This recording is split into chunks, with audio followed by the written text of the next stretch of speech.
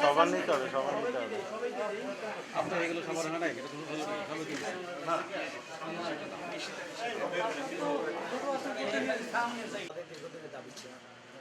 এখন আমরা চাচ্ছি যে এই গণভোটটা জাতীয় নির্বাচনের দিন নয়, এই গণভোটটা এখানে প্রতিষ্ঠিত করার জন্য সহযোগিতা করেছে সর্বাত্মকভাবে। তাদের বিরোধী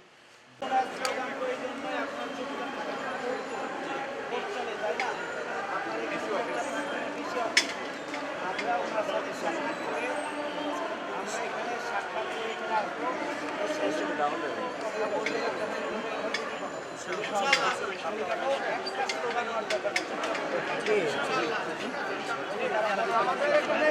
আমি ঢাকা এক আসনের সংসদ সদস্য ওইদিকে আপনার দেবেন।